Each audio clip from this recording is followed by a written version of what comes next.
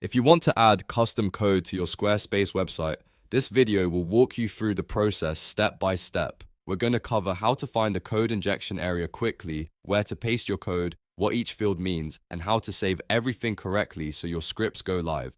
This is especially useful if you want to add tracking scripts, meta tags, widgets, or other custom functionality to your site.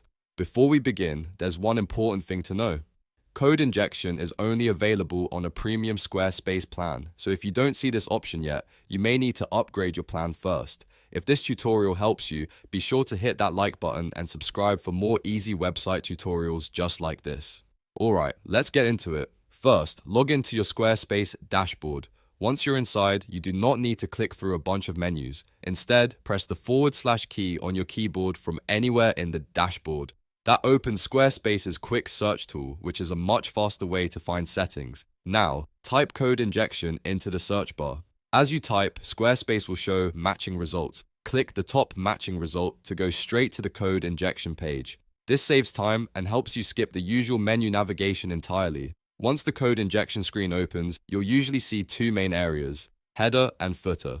These two boxes serve different purposes, so it's important to know where your code should go. The header box is where you paste code that should be injected into the head tag of every page on your site.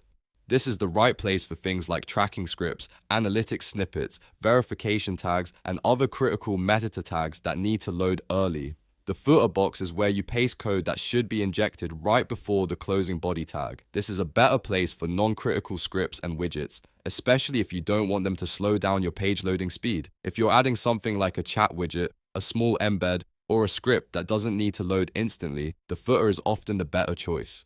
Now take your code snippet and paste it into the appropriate text box field. Be careful here and make sure you're using the correct section. If your code belongs in the head, paste it into header.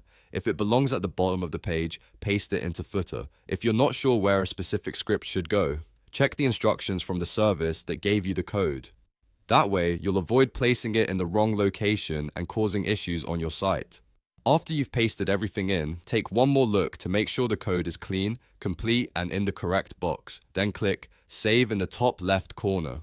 This step is what actually makes the changes live on your Squarespace website. Once you save, your code injection is active across your site, depending on which section you used. From there, you can go back and test the script to make sure it's working properly, and that's it. You've now learned how to inject code in Squarespace, where to paste it, and how to save it correctly.